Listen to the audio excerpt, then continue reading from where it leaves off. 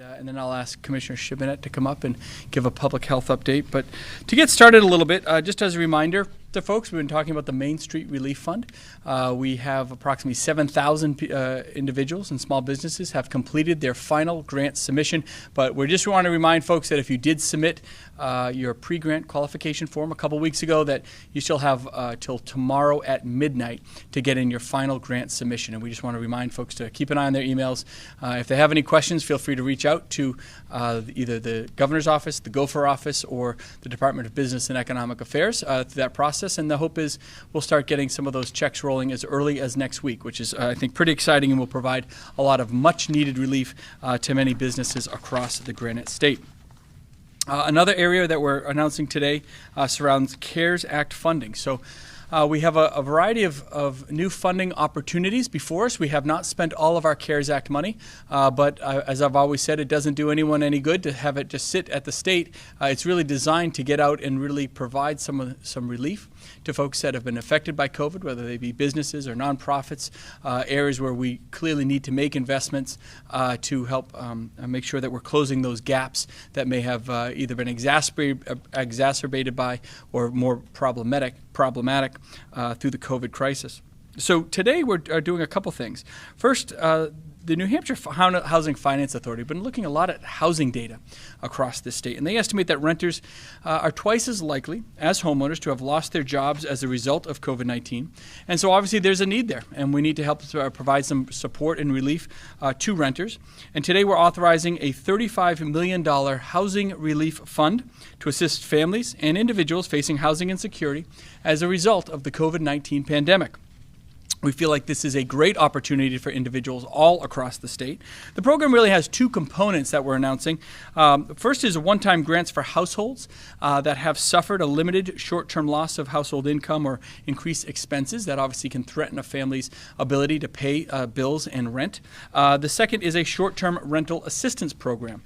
And the program is really designed to provide an off-ramp as we lift the moratorium on evictions. Since the very beginning, I've made it very clear that we're going to have a moratorium on evictions and foreclosures, so folks were not losing their homes through a lot of the economic uncertainty that has panned out over the past 100 days.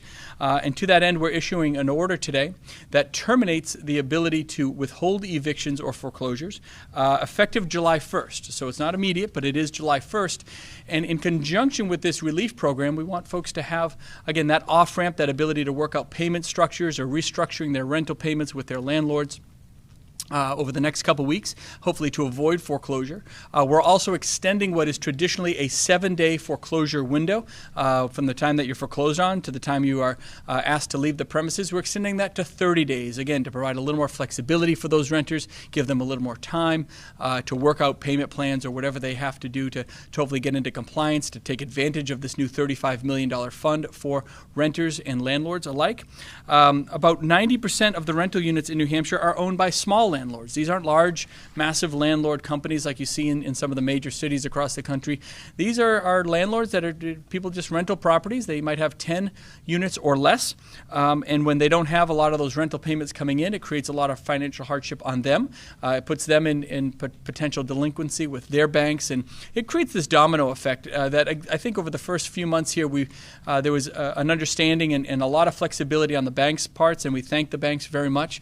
The banks in New Hampshire have been great partners through this whole economic crisis, providing a lot of the liquidity we're looking for, the financial flexibility for homeowners and the landlords alike. But now, obviously, we're trying to move beyond that a little bit, provide that off-ramp, get back into a little more of a state of normalcy, but also have some financial support there for those individuals to help minimize the potential evictions that could be coming down the road.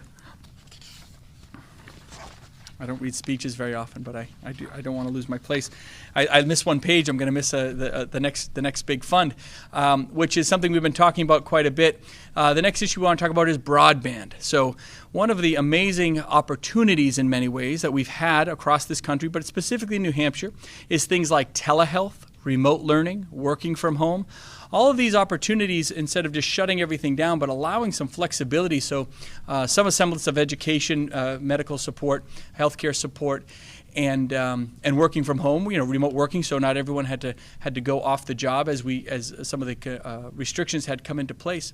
Also exposed some of what we call the digital divide in New Hampshire. The fact of the matter that certain people have better access to digital enhancements and broadband and things of that nature that become very important when you're doing things remotely. And so we want to enhance that. So we're announcing a $50 million broadband initiative. It's going to be unlike anything we've done before.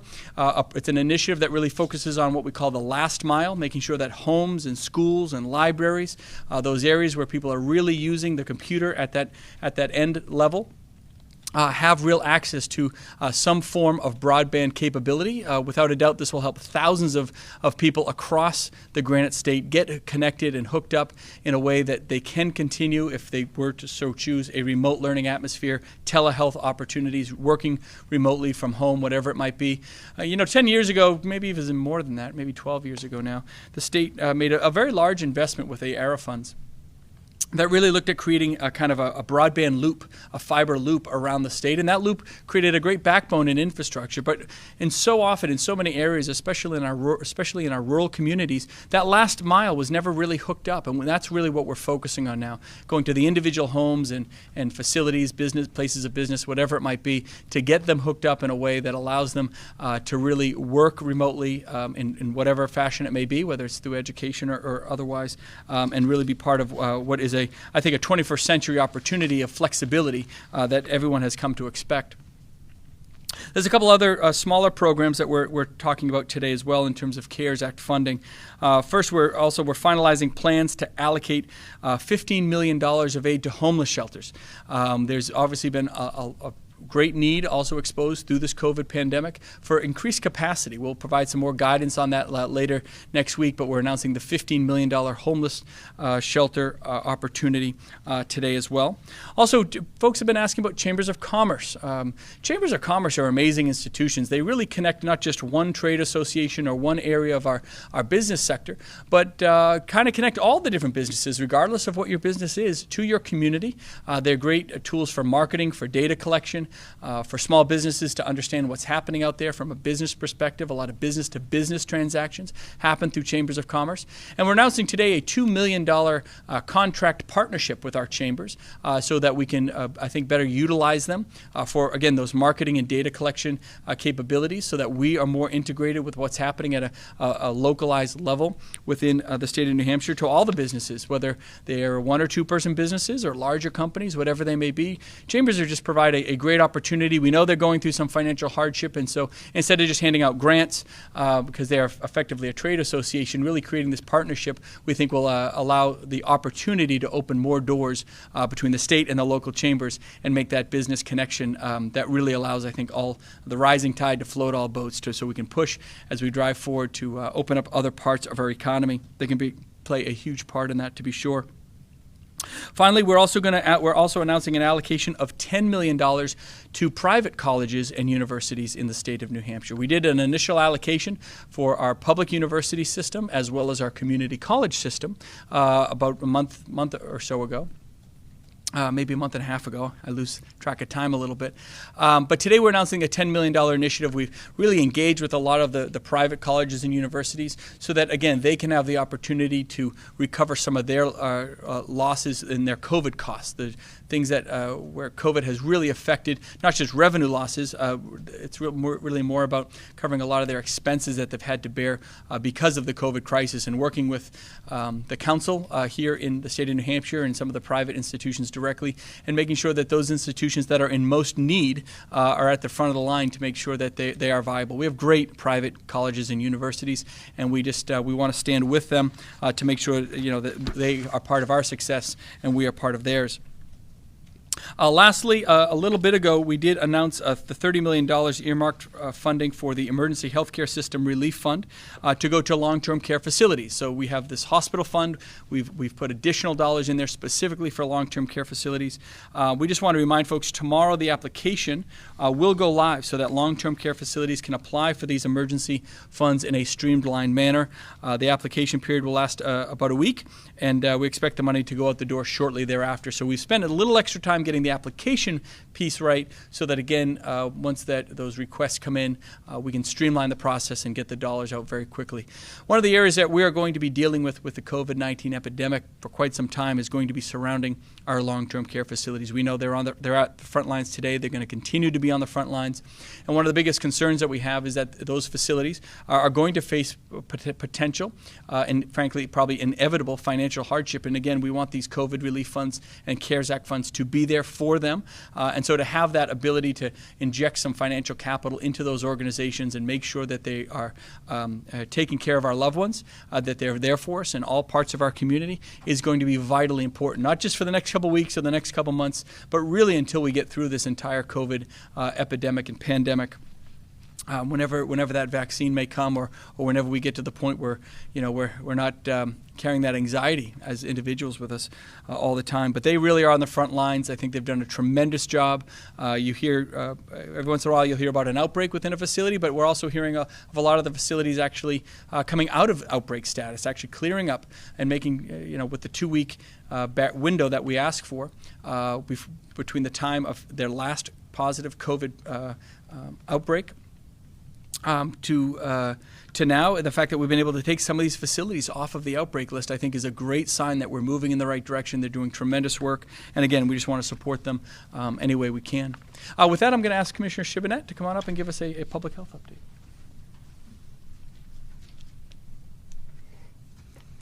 Thank you. Today we are announcing 34 new cases of COVID-19 for a total of 5,209. We have 4 new hospitalizations for a total of 504 and 7 new deaths for a total of 308. All 7 of those deaths were associated with a long-term care facility. Our testing totals look like we've tested about 97,000 people in the state of New Hampshire. For a long-term care update, we are announcing 1 new facility outbreak, which is Bedford Hills Center in Genesis facility. 9 residents testing positive, 11 staff testing positive for a total of 20.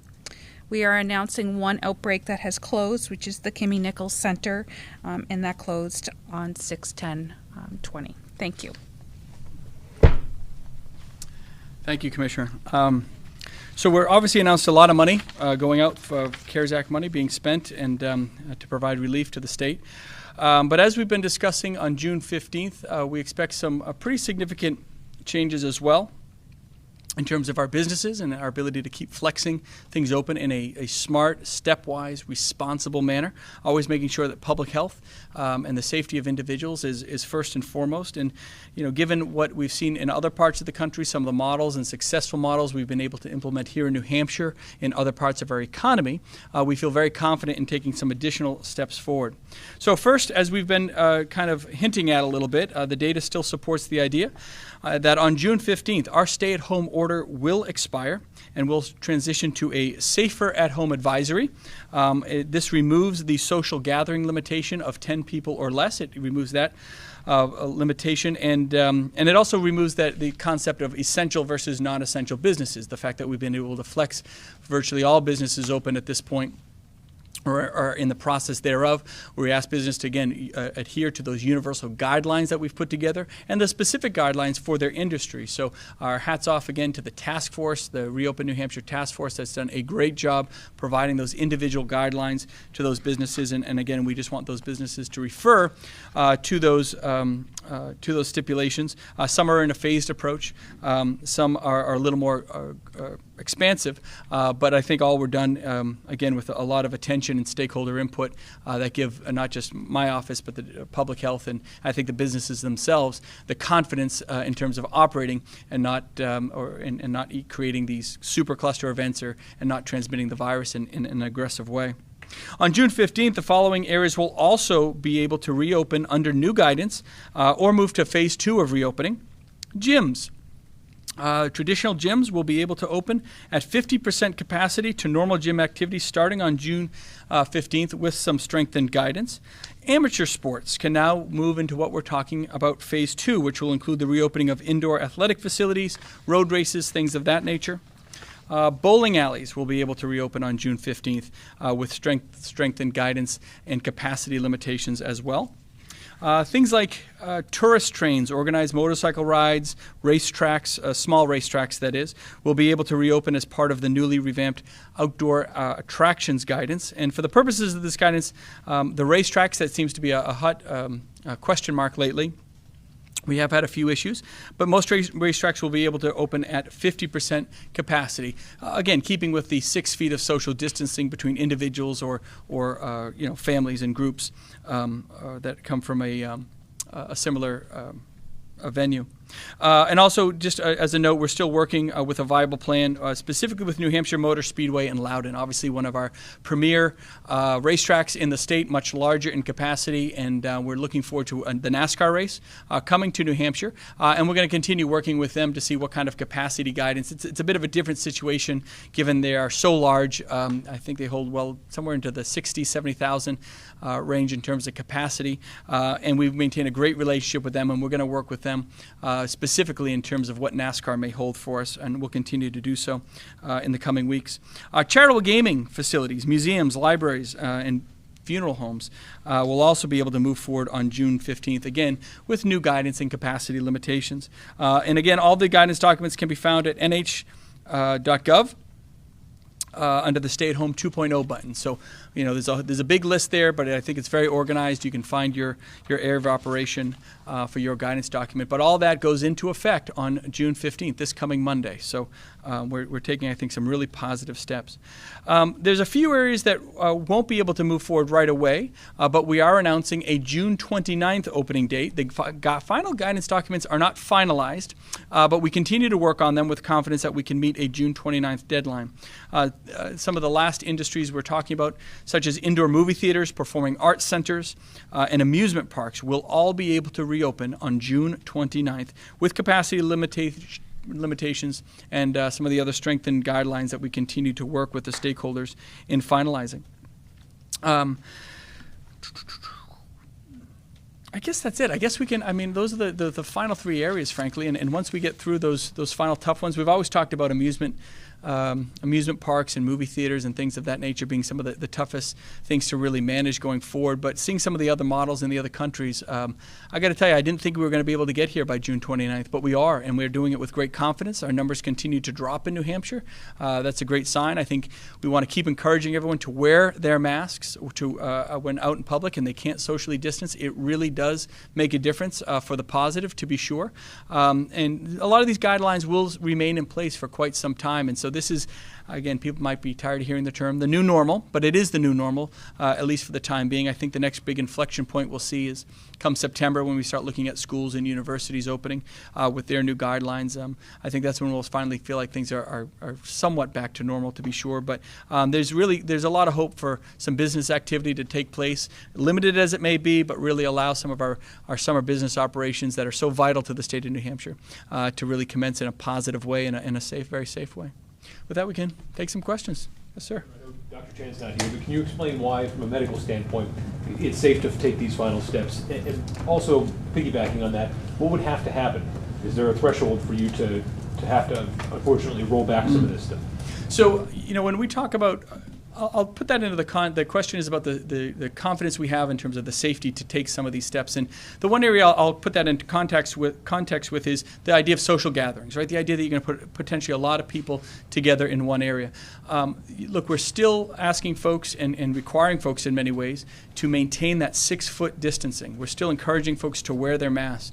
And in areas where we've been able to flex small pieces of this, it's gone off very well, and there's very little sign, if any, that we have expansive viral spread. We've been able to maintain positive numbers on a positive trend. There's really no data to support that we're spiking any higher.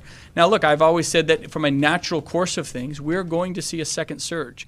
I don't think it's directly related to the guidance documents we put in or how we flex open as much as just the natural course as we hit the fall. I've been talking a lot about the common cold or the common flu. While the COVID is anything like those two viral spreads, it does traditionally, it does seem to work in a very similar way in terms of being transmitted. And I've always said it's just likely to assume that we're going to have a surge of our numbers at some point. I think it's likely in the fall. But we're doing it in a way that can manage. Look at the health. I always go back to the healthcare system. We have capacity in our healthcare system. We have the beds and the ventilators for those who need the most serious health considerations when they need it. And that's, I think, a very positive sign and gives us a lot of confidence that even if you were to see small rises or falls in the numbers, it's all manageable. It's all things that the state can handle very well. We don't have any misunderstanding that these guidance documents are going to get our viral load to zero. That's not realistic to think. It'd be wonderful if that happened, but that's not realistic. So we're in a process where we're managing things, allowing things to flex open, get people back to normal. And there's some models that show, models being, I should say, examples that show in some of these large gatherings, there may be a little COVID spread, but people are wearing the mask. They're doing the right thing by social distancing. And again, we feel confident that it's something that the people of New Hampshire can manage. Yes. Oh, sorry. But was there any, what were your thoughts with regard to lifting the ban on gatherings? Did you think about setting a new limit, or did that just not make sense? No, we definitely thought about it. I mean, so you think about, the number 10 really comes about saying, look, it's not realistic to have a number less than 10. I mean, you're not going to ban 10 people in the same room, per se, on an everyday basis and expect that to be upheld in any normal way. But when you talk about, well, we could go to 50 or 100 or 500, at some point the number becomes arbitrary, right? Why is 50 better than 100 if if people are wearing their masks and if they are doing social and physical distancing? Why is 500 okay? Why is 100 okay? Why is 1,000 better than 500? Why can you have 1,000 people do a protest, but you can't have 500 people over there? They're all different situations, to be sure, but again, I think as long as we keep a strong and elevated message through this new advisory, specifically for folks that are 60 years old and over, folks with underlying health conditions, they really need to stay at home. They really do, because this virus, while it can spread asymptomatically, we know that, can become deadly, especially for those populations. And so those that are in those vulnerable populations, we're really keeping a very strong warning to be careful about venturing outside of the home and into areas that potentially could be of a large gathering perspective. So again, the data supports what we're doing. We always look at the data. And to your question, when you look at 50 versus 500 at some point, it's a bit of an you're kind of throwing a dart at a dartboard blind there. And the most important tools we have are the social distancing and the masking. After June 15th, are there any businesses that are not being allowed to reopen with new guidance? Is there anything left? Yeah. So after the 29th, I should say. So yeah, the 29th. No, we don't believe so. If there is, please let us know. But I couldn't tell you how many guidance documents we've put out, dozens and dozens, because we've tried to really listen to each stakeholder individually, as opposed to creating one big overlapping thing that just only works for half of the businesses but not the other half. And look, we know, for example, with the salons or the barbers, it works for some, not for others. With our restaurant guidance, it works for some and not for others. We very much appreciate that. That is not missed on us by any means, but we've really tried to create guidance documents that work for the vast majority of these businesses, provide as much flexibility as possible, and as the data shows, hopefully make it that next gating step to give more flexibility in the coming weeks. Yes, sir. Tony Chanella from Patch. Real quick, well, a couple of quick things. On the endowment, and the private colleges and universities, many of the colleges in the state have really large endowments. In fact, most of the big ones have hundreds of millions of dollars, billions of dollars. Even some of the small ones are at $15 or $20 million. Shouldn't they be asked to kind of tap into that before they tap into taxpayer money? So we're creating the private college fund of $10 million is for schools with endowments under $300 million.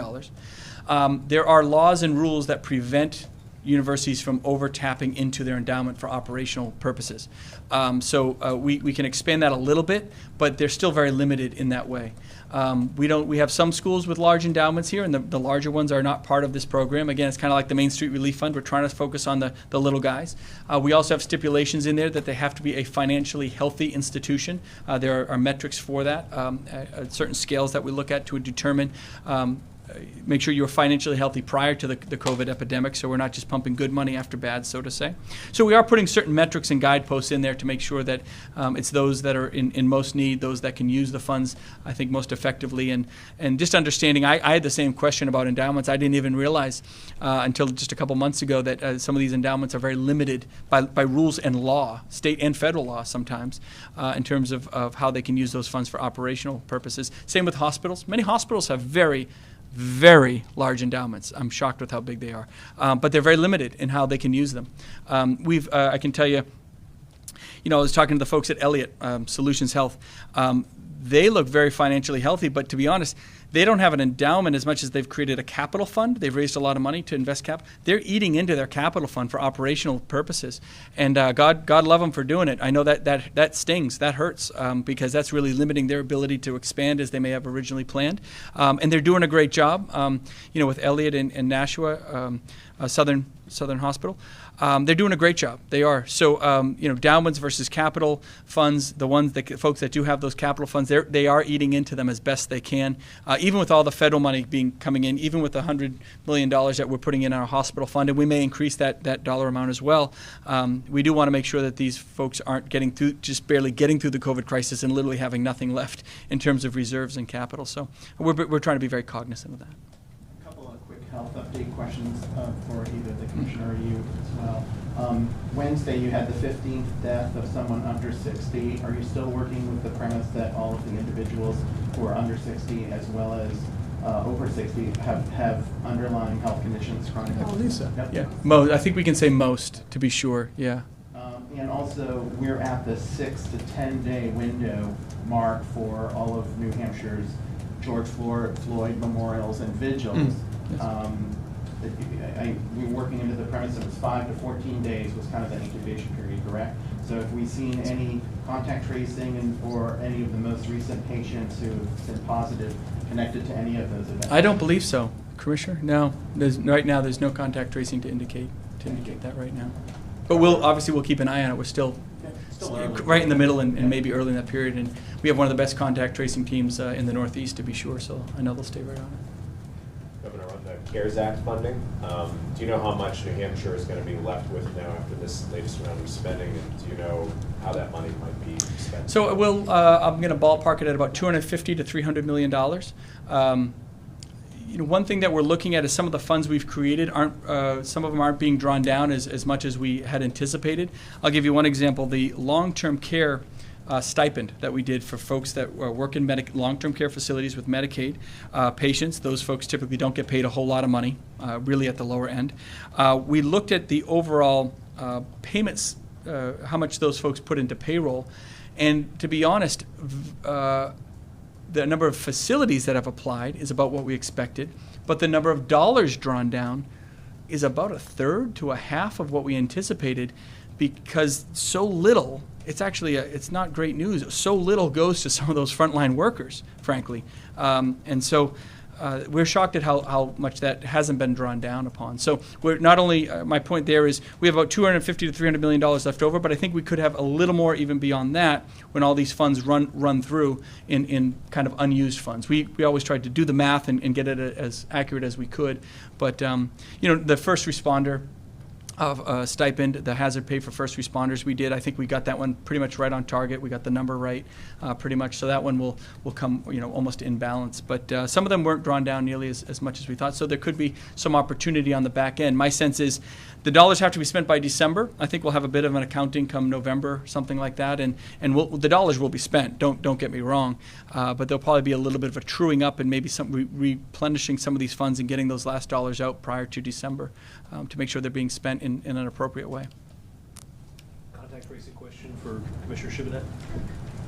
Commissioner, have you been able to determine how many long-term care facility employees are contracting COVID-19 from within their facility versus how many are coming in from community spread? That's really tough to tell. I mean, even if we understand how many long-term care employees are positive for COVID-19, it's really difficult to tell whether those employees got it at the grocery store, got it, outside in the community somewhere versus got it from a peer or a resident. It would be tough to be able to make that decision on where they got it. Oftentimes, our contact tracing doesn't bring it back to someone specifically that they got it from, right? And we say that it's based on widespread community transmission because we don't know where they got it. And I think a lot of the healthcare facility, if we can't trace it back to, let's say, a household member that was positive for COVID or someone that was in close contact with COVID, there is an assumption that they probably picked it up if they're in an outbreak facility. But we have seen long-term care workers that through our surveillance program or through our widespread testing program has tested positive for COVID, and none of their coworkers are positive, and none of the residents are positive, and we have one or maybe we have two nurses or LNAs that are positive for COVID, and that's it. And we know they didn't transmit it to the residents, and they may have transmitted to each other, but we know at least one of them picked it up outside of the facility. So hard to tell. Testing, you said everyone can get a test, should get a test.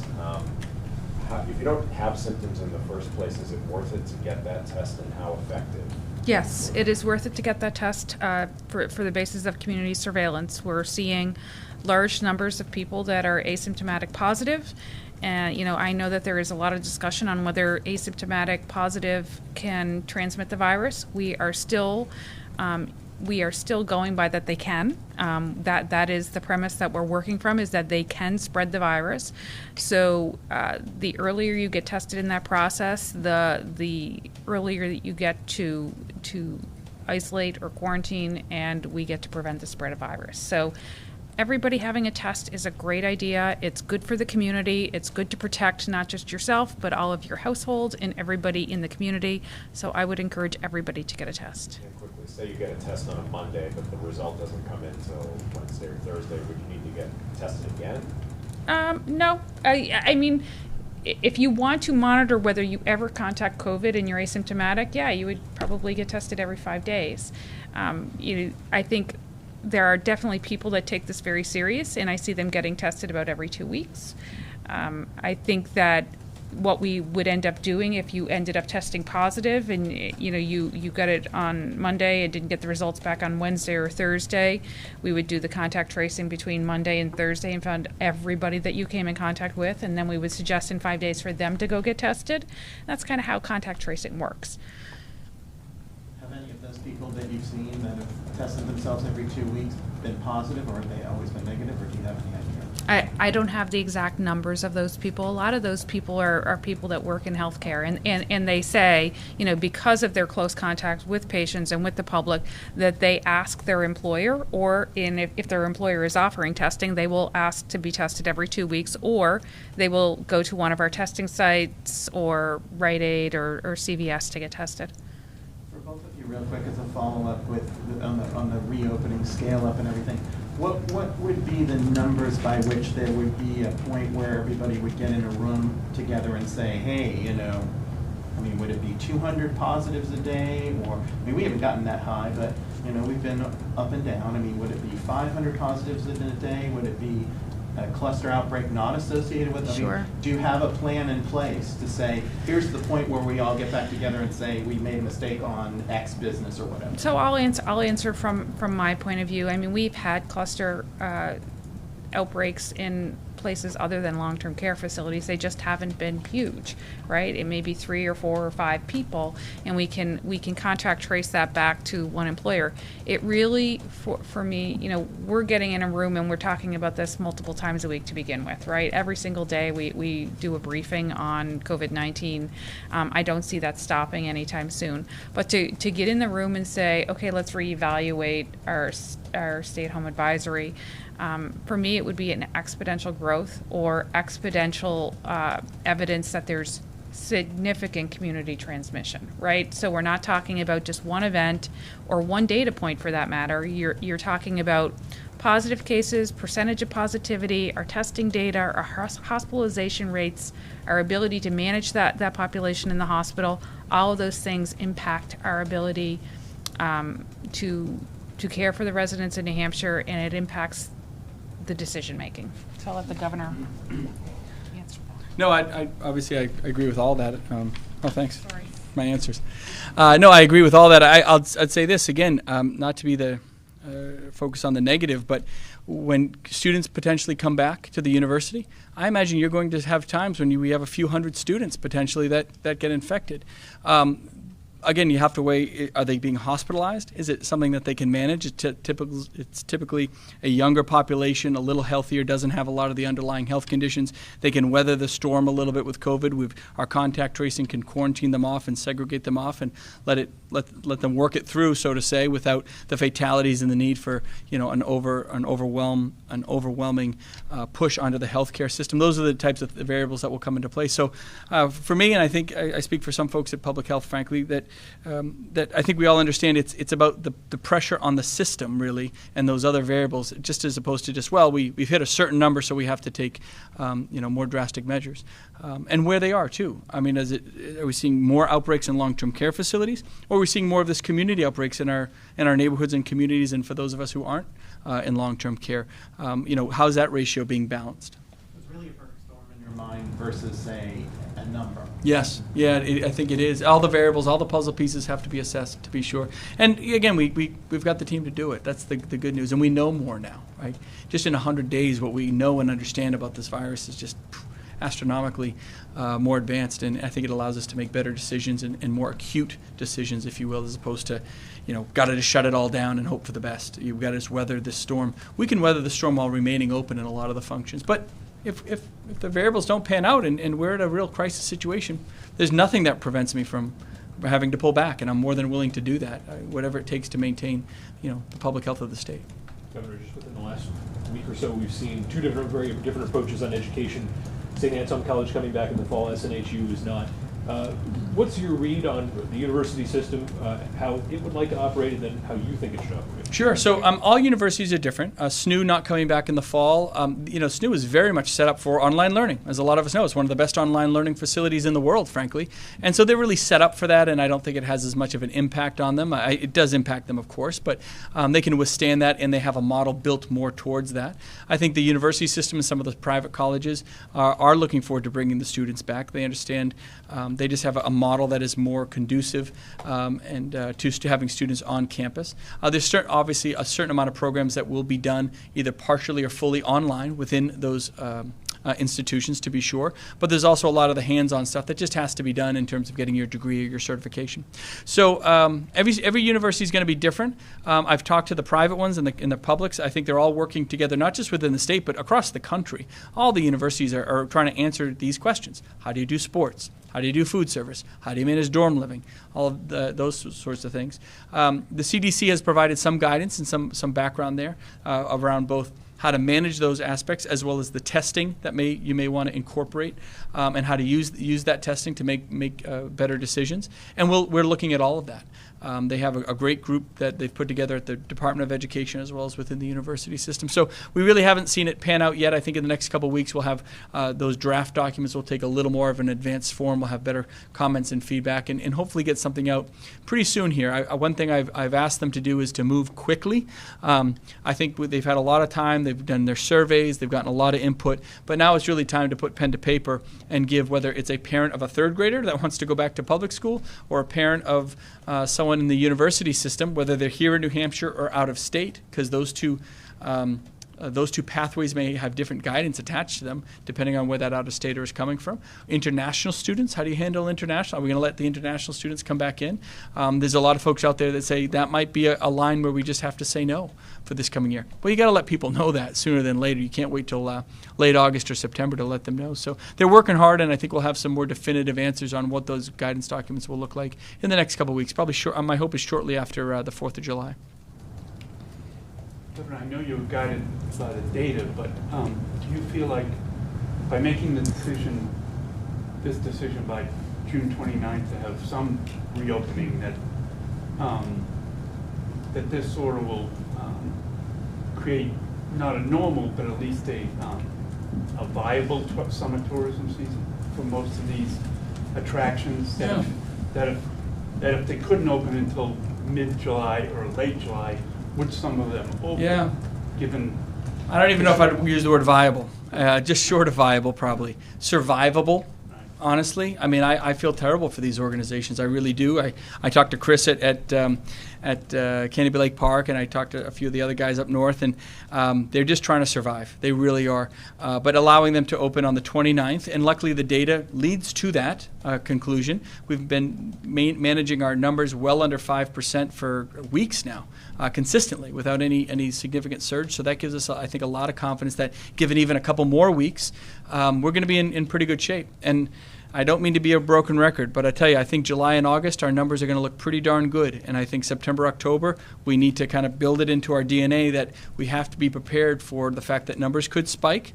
And we're going to be right on top of it. We got to be right on top of testing capability, PPE, all those things on the back end. But to your point about having a viable or survivable summer for some of these, I think they can. I think a lot of them can. Not all of them, but a lot of them can. And that's what we're trying to do. Because we go back to that also bigger underlying argument of the public health aspects of high unemployment, the negative public health aspects of not having a job, whether you talk about the mental health aspects, the anxiety, you just know those determinants of health are very negative in down economies. And so that's something that's a variable that we absolutely have to consider. It's not, how the spread of COVID, that's obviously the preeminent factor that goes into play.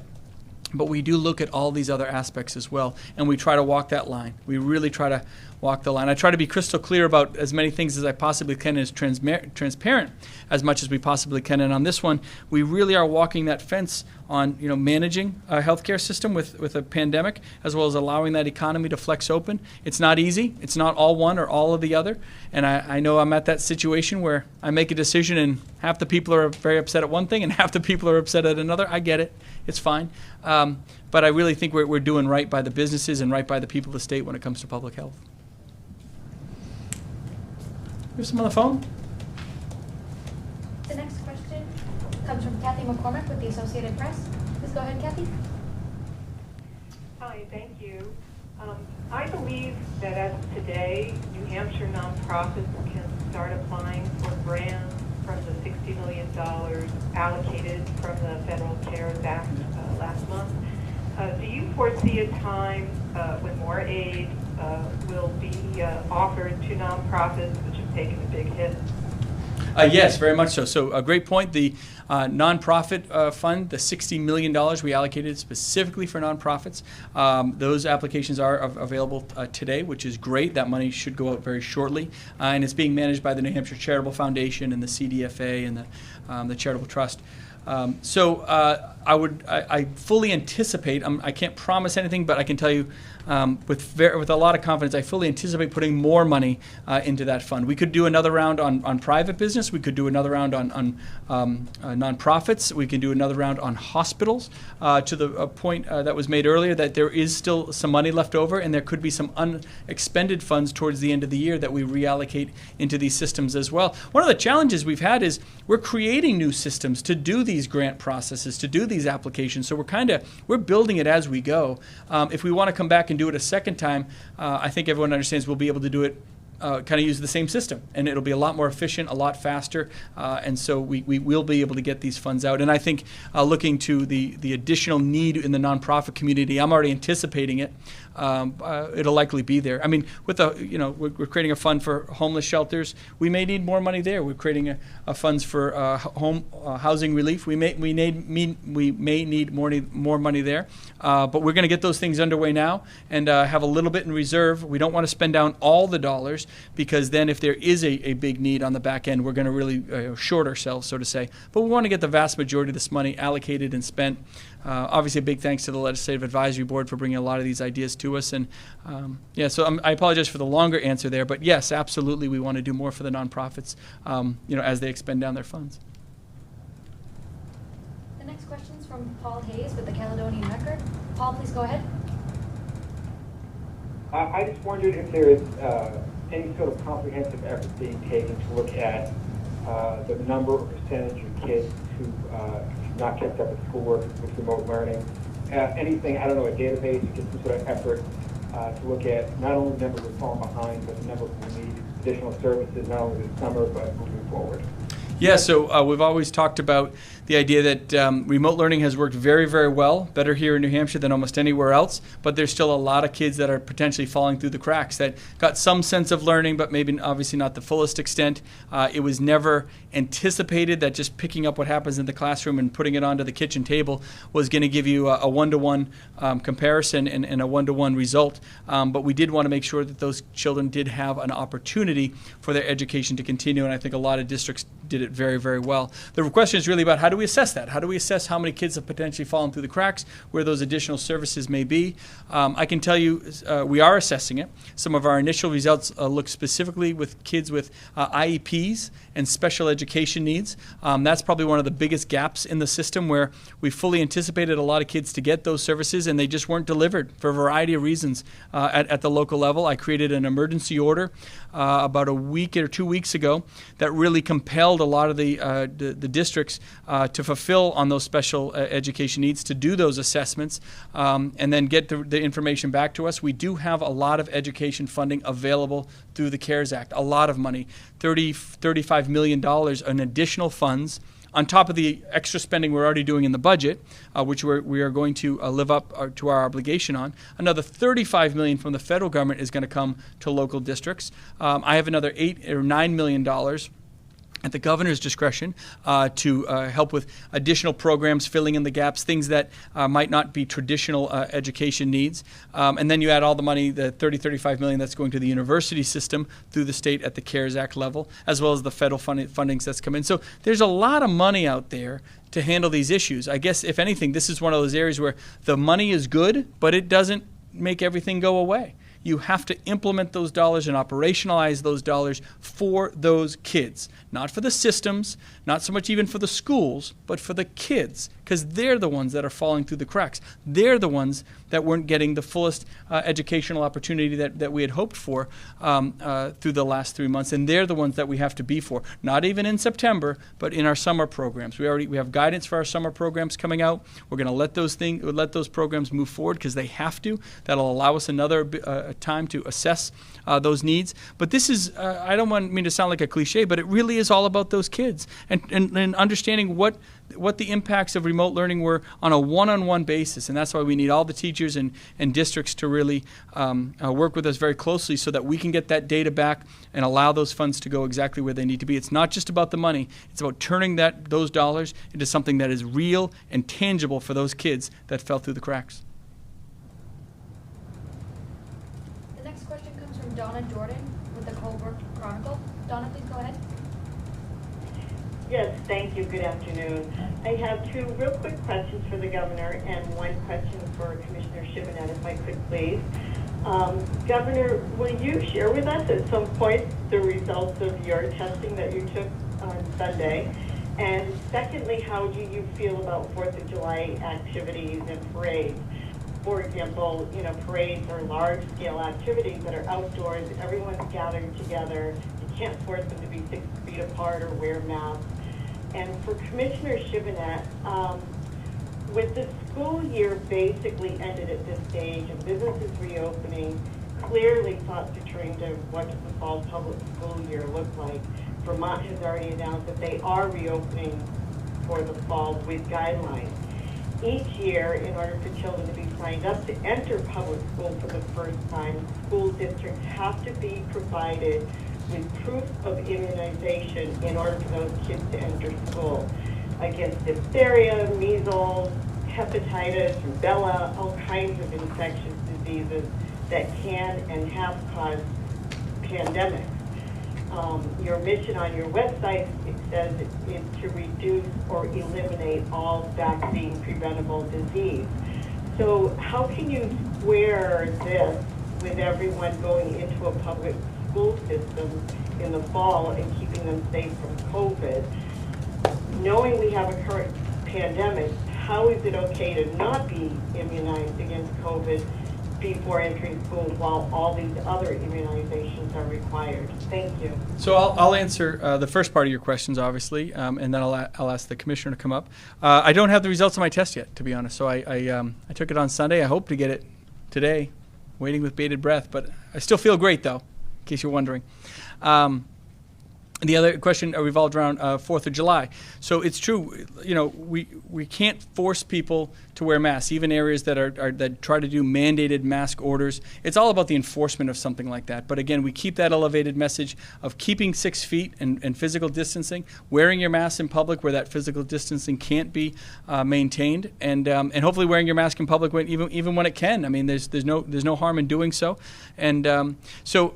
Those activities or parades, I think most of the parades have been canceled. I think most of the 4th of July fireworks are going to be postponed, I think, over to Labor Day. We've heard a lot of folks postponing them to Labor Day. I think that's a smart move, frankly. Gives them a little more time and flexibility to plan. And hopefully the numbers can continue to go down and a little more confidence as people might come out. But again, it's really about, reminding folks the importance of that distancing perspective. I'll turn it over to the Commissioner on the immunization, other than to say, there is no vaccine for COVID. If the idea, I'll just, from my point of view, and then I'll turn it to the Commissioner on the public health perspective, if the idea is that we're not going to let kids go back to school until there's a COVID vaccine, we're hopeful, but there may never be a COVID vaccine that really works for everyone. I mean, I think everyone is very hopeful that we're going to get there. I feel very confident that that a COVID vaccine is on its way, hopefully in early 2021. But what if there isn't? So at some point you gotta create that guidance and move forward in a productive way. And I think I speak for not just the vast majority of parents out there, but the vast majority of communities out there where people do want to see their kids get back to school. They understand there may be additional guidance. They understand there may be limitations. Certain activities might not be able to commence. Certain sports might have limitations or assemblies and things of that nature. There's going to be a lot of restrictions potentially in the school year, but it is so important, not just from a education standpoint, but from a socialization standpoint, a mental health standpoint, an ability to get our workforce back. There are so many other factors, I think, that go into play in making sure that our kids go back to school, knowing that we're hopeful a vaccine is on the forefront, but we just never know. That's half of my answer, half as a governor and half as a dad there. I'll turn it over to the Commissioner.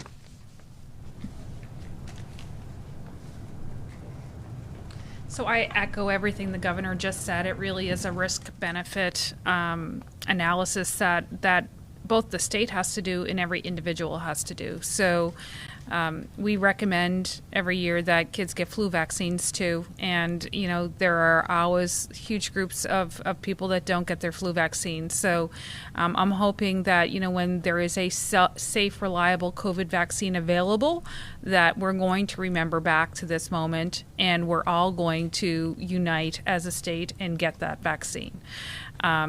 What I can say is that, if for parents that have children that have underlying conditions that put them at risk for negative consequences or negative health outcomes, that's another level that we need to really evaluate, and the parent and the family needs to evaluate whether that risk-benefit analysis really puts that child back into the school system, and is there a way to homeschool or do remote learning if there is significant risk to that child.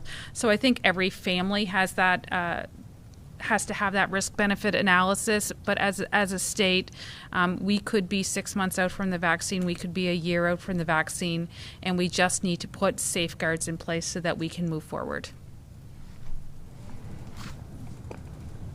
Great answer. Thanks, Commissioner. The next question comes from Paula Tracy with In-Depth. Paula, please go ahead.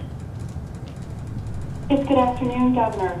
I have a question about nursing home visits. Are they going to be part of any of these open up plans? And then another question I have about Scott Mason. Yesterday at the Executive Council, you nominated Scott Mason to lead the Fish and Game Department. Can you tell us a little bit about what qualifies him to operate such an important and complex department? Sure. So first on the nursing home visits, I think our hope is to have some guidance out hopefully by next week. I think it's safe to say, not just nursing home also, but adult daycare, which is a very, very important program that's out there. We're working with a lot of the adult daycare facilities to get guidance for them so that they can commence in a safe way. It's so important, I think, to, again, from a socialization standpoint, for allowing for individuals to get back to work that have been home taking care of loved ones through the COVID pandemic because those adult daycare services have not been available. But, I don't mean to tell Charlie's story, but Governor Baker tells a great story, and and I'll really leave it to him. But in terms of Massachusetts, getting aggressive, and I think doing the right thing, putting some guidance together, and Charlie going to see his dad, and just that personal connection that it's so important to have with a loved one that is in those facilities. The social aspect of it, just putting your eyes on that loved one. Getting a better understanding of what's been happening over the past few months through this distancing. It really, really is important from a mental health aspect, from a family aspect, and I know the commissioner and her team and Dr. Chan are working very hard in getting some guidance together. It will be restrictive, to be sure, and it's not necessarily going to work for everyone, but at least to start that process forward to allow some of these visitations to happen with loved ones in long-term care is going to be very, very important. Scott Mason, Scott is frankly an incredible guy. Scott has worked in a variety of areas. He's a farmer from the North Country. Let me just tell you this, if one of the biggest challenges of any department in the state is being able to manage individuals, being able to manage budgets, being able to make tough decisions. And I don't know any farmer that has survived for 20 years in the state and doesn't know how to make tough decisions and live tight and work within a budget. He knows his numbers. He's graduated from UNH. He's on the UNH Board of Trustees. He's been involved in a variety of community endeavors. Both not just in the North Country, but very involved with things down here in Concord as well. He's a great outspoken voice, and I just think he just has not just the right temperament, but the right background to come in. He understands. He has great connectivity with folks, whether it's through the recreational aspects that are managed through Fish and Game in the North Country, being a farmer and being connected to a lot of those private nonprofit or private advocacy organizations that he's connected with in one way or the other. He's simply just been part of that community for so long, and I think I know the Fish and Game Commission went through a kind of a two-tiered process of interviews of a variety of candidates that put their name up to be the director of Fish and Game, and at the end of the day, he was one of the top candidates. They gave me a list of a few. I asked for a few candidates to be brought before me. He was one of the top ones. I talked to him and interviewed him, and I thought, man, this is the guy. And if the Fish and Game Commission, he went through their kind of first filter, I thought he's going to represent that department and do a great job. I have no doubt it'll be a 5-0 vote through the. I'd be shocked if it wasn't a 5-0 vote through the Executive Council, given his background and experience. But I've been surprised before. The next question comes from Harrison with Rochester Voice. Harrison, please go ahead. Yep. Good afternoon, everybody. I want to talk a little bit about HB 1166 and the Amendment 2020-1349, which I've been trying to dig through a little bit, and it looks like an expansion of unemployment insurance by $100 a week in instances in which it appears someone can claim they're afraid to go back to work because of putting themselves in harm's way of COVID-19. Do that without any kind of certification, and it looks pretty overwhelmingly expansive that could really hit New Hampshire businesses hard. Can you comment on that? And one other quick thing, I think I misunderstood. Is the groups of 10, is that going away and yes. be replaced, or is it is going away, so there's no group limit? No, there'll be no group limit. Getting back to your question on that bill, I apologize, I don't know the number. People always ask me about House bills, there's thousands of them, and I don't know them by number, so I apologize for that, other than to say I haven't looked at that bill in particular. I am not looking to make any expansions to we already have a pretty good unemployment benefit here in New Hampshire. We've expanded it as part of COVID-19. Most of those expansions are going to stay in place at least for the next, at least the indefinite future, to be sure. So I don't know the details of that bill. I can tell you we're not looking to make any long-term changes to our unemployment benefits. We have a great unemployment system. Prior to COVID, we had an incredibly healthy trust fund. We had the lowest poverty rate in the country. We had the lowest unemployment rate in the country. We hit 2.4% right before COVID hit us. We had some of the strongest business growth in January and February of 2020 before we just got socked with COVID and it really hurt the economy. But those are all factors that definitely come into play. So I'm not looking to make any long-term changes other than the expanded benefits that we've provided through the pandemic. Great. Anything else? Yeah, sure. Tony. So taking up the surprise vote for a moment, You seem stunned by... Surprise vote? Oh, the council? Yeah, You sure. seem surprised by the rejection of Ryan Terrell for the state board by Democrats on the executive council. He was the second African-American nominee that we've had in the past few months that's kind of had trouble getting through. Mhm. Eddie Edwards was the first. You know, both of them offered a diverse experience, life experience, job experience, personal belief experience, etc. Terrell says that he believes that the Democrats who voted against him were racist, and suggesting he isn't qualified, suggesting he run for school board or something. You talk a lot about diversity. What can you do as governor to combat certain members of the council saying that some of the people you put forth need not apply? I think the comments that were made by the executive council yesterday against Ryan were terrible, absolutely deplorable. I don't know whether they knew what they were saying or not, but there's no place for it. And I think their comments speak for themselves. And it's just a shame because Ryan is exactly what the Board of Education needs.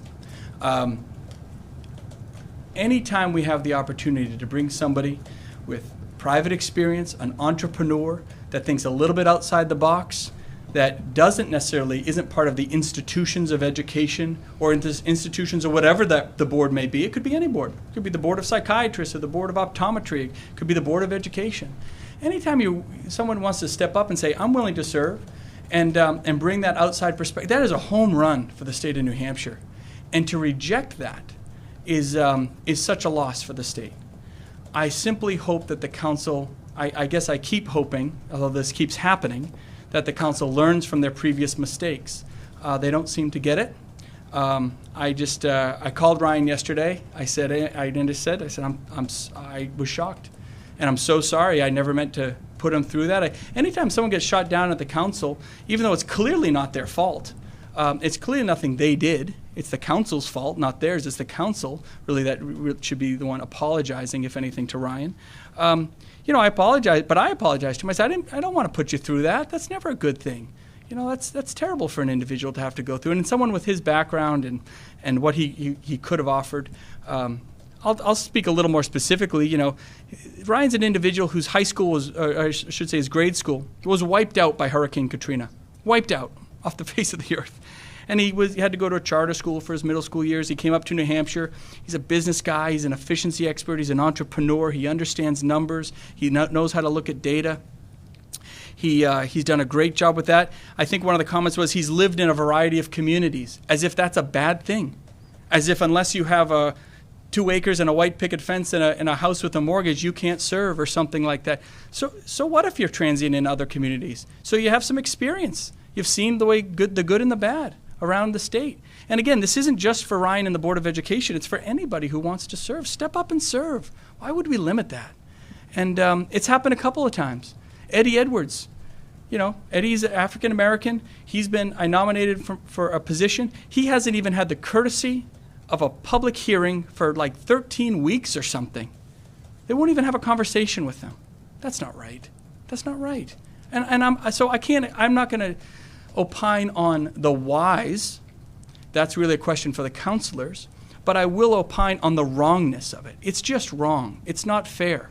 It's an unfair process. And they keep bringing up politics. I served on that council for 6 years. We didn't ask political questions. I got to be honest. I've never asked Ryan what political party he's from. I don't ask those questions. Not of judges, not of board members. It's not about that. Never has been, and never should be. They've changed that paradigm on the council. The 3 Democrats on the council, Councilor Pignatelli, Councilor Valinsky, and Councilor Cryans, should be ashamed of those votes. They did it to what could have been one of the great Supreme Court justices in our state with Gordon MacDonald. They did it with Ryan yesterday. There have been others.